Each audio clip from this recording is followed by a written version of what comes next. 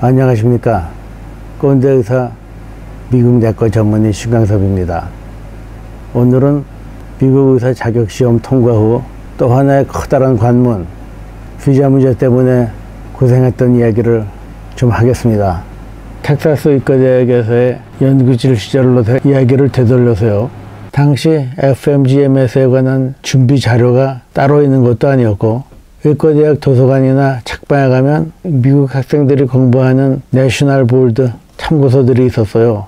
그래서 그것들을 과목별로 구입해서 공부하기 시작했죠. 제가 살펴보니까 이 미국 시험이라는 것이 시험을 위한 기술이 많이 필요하더라고요. 그래서 제가 의학 지식뿐만이 아니라 시험 보는 기술을 익혔습니다. 문제집에 있는 문제를 하나 풀면서 거기에 관련된 여러 가지를 함께 다 공부하는 것이죠. 그렇게 해서 다 공부하게 되면 그 다음 문제로 넘어가는 그런 식의 제 독학 공부였습니다. 시험에 붙어야 되겠다고 책방에서 책을 여러 권 샀습니다만 시험장에 갈 때는 그 책들을 한 번이라도 전부 들여다보지 못하고 시험장에 가게 되었었죠. 제가 레지던트 지원을 할 때에도 정진모 박사님께서 추천서를 잘 써주셔서 그것 또한 크게 도움이 되었죠. 미국의 주립대학 의과대학 교수님이 보낸 추천서는 레지던트 수련병원에서도 결코 무시하지 않죠. 제가 여태까지 살아가면서 수많은 사람들에게 큰 도움을 받았었는데 정진모 박사님 또한 그 사람들 중에 속합니다. 제가 살아오면서 그 반대쪽의 사람들도 많이 만났었는데 그 사람들에 대한 기억은 지금까지 남아있지 않습니다. 다 잊어버렸어요. 원하는 한 가지 목적을 위해서 그동안 여러 가지 치사하고 더러운 것들도 다 참았습니다. 제가 처음 미국에 온다고 했을 때, 그리고 미국에 막상 와서까지도 미국에서 의사이신 저의 외삼촌을 비롯해서 여러 사람들이 저를 한심하다고 생각했습니다. 되지도 않을 일에 공연히 헛수고 한다 이거죠. 그 사람들도 저를 위해서 하는 말이지 무슨 악의가 있어서 그런 말을 제게 한 것은 아니죠. 저는 이렇게 아무도 환영하지 않는 미지의 땅에 혼자의 생각으로 오게 된 것이죠. 그러다가 제가 FMGMS 시험에 합격하니 주위의 모든 사람들의 태도가 저를 후원해 주는 것으로 180도 변했습니다. 저는 한국과 기후도 비슷하고 외삼촌을 비롯한 외가 친척들이 많이 있는 미국 동부 쪽에 여러 군데 레지던트 지원서를 보냈는데 제가 지원했던 100군데 병원 중에서 10군데 정도에서 답장이 왔습니다. 그 중에서 레지던트 인터뷰를 하고 싶다고 한 병원이 4개가 있었어요. 인터뷰 요청이 들어오면 그건 가능성이 많은 것으로 봐야 되죠. 그 중에 한 병원에 제가 가게 된 것입니다.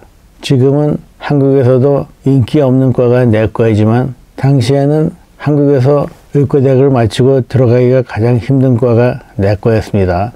저도 한국에서 내과를 하고 싶었지만 학교에서 내과는 도저히 실력이 되지 않았죠.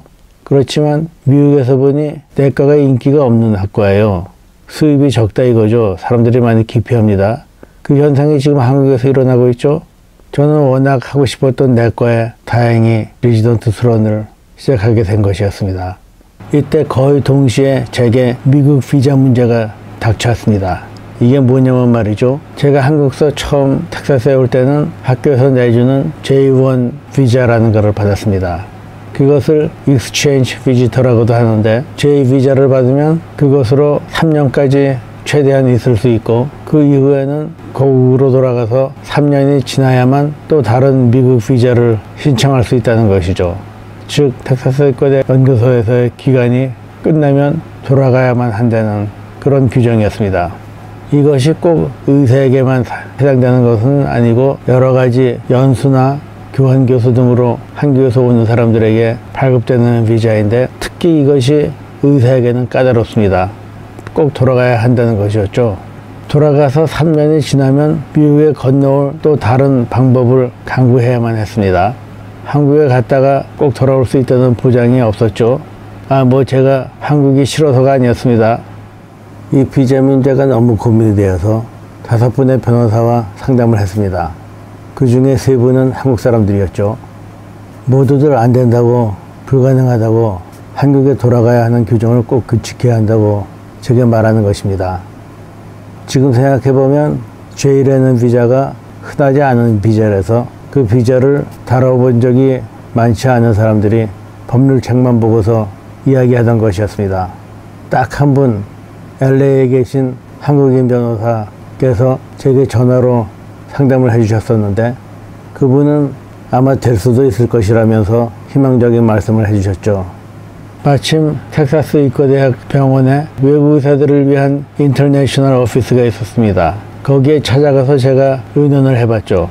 그랬더니 제게 서류를 하나 보여주는데 거기에는 기초의학을 하기 위해서 J1 비자로 들어왔다가 이것을 임상을 하기 위한 J1으로 바꾸는 것이 불가능하다고 분명히 명시되어 있었습니다. 저는 눈앞이 캄캄했죠. 그간 FMGMS 시험 보고 미국 레지던트 자리까지 구해서 다음 주면 레지던트 병원을 시작해야 되는데 이건 그야말로 청천벽력이었습니다.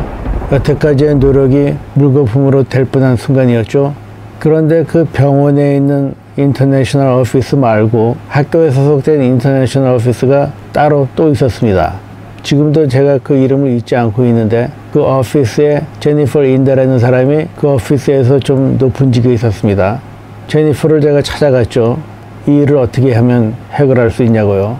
제니퍼는 제 이야기를 딱하게 들어주더니 저와 똑같은 경우가 그 전에 있었다 이겁니다. 그 사람은 호주에서 온 사람이었었는데 저와 같은 방법으로 해서 기초의학 J1에서 임상의학 J1으로 바꿔서 아직도 미국에 있다는 것이었습니다. 그렇지만 그 사람은 호주에 온 사람이고 너는 아시아에서 왔으니까 경우가 좀 다를 수도 있다고 하더군요. 제니퍼는 막상 이민국에 가면 별로 까다롭게 굴지 않을지도 모르니까 서류를 내보라는 것이었어요. 저는 뭐 별 다른 방법도 없고 해서 서류를 챙겨가지고 휴스턴에 있는 이민국으로 향했습니다.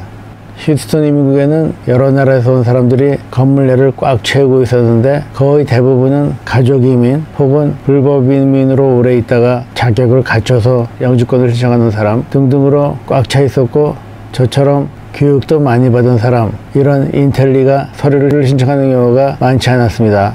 또한 J-비자라는 것 자체가 다른 것에 비해서 드물기 때문에 이민국 직원이 이것을 어떻게 다뤄야 할지 잘 모르고 있었어요. 그래서 그 직원은 제가 제출한 서류를 한 2, 3분 들여다보더니 오케이 그러면서 도장을 꽝 찍어주는 것입니다. 전 그때 얼마나 깊은 안도의 숨을 쉬었었는지 모릅니다. 그러니까 그 전까지 가지고 있던 기초의학 리서치 J1에서 임상 J1으로 바꿔준 것입니다. 이번에는 기간이 3년짜리가 아니고 5년짜리였습니다. 그리고 필요하면 연장도 할 수 있게 해준 것입니다. 결국 레지던트 후에는 다시 고국으로 돌아가야 하는 것은 변하지 않았지만 당장은 국외로 추방되지 않을 수 있어서 얼마나 기뻤는지 모릅니다. 레지던트 후에 제가 J1 비자 고국에 꼭 돌아가야 한다는 그 규정을 어떻게 면했는지 그것도 앞으로 말씀드릴 계획입니다. 갤베스턴에서 FMGMS 시험 준비를 하고 레지던트 지원을 하면서 동시에 J1 비자 해결했던 때가 여태까지 미국에 와서 가장 어려운 시간이었습니다. 그때 제 생각으로는 이것들이 해결되기만 한다면 그 후에 임상의사로서 어떠한 어려움도 다 이겨내리라고 생각했었죠. 지금도 여러 가지 어려움이 닥칠 때는 그때의 결심을 떠올리곤 합니다. 안녕히 계십시오, 여러분.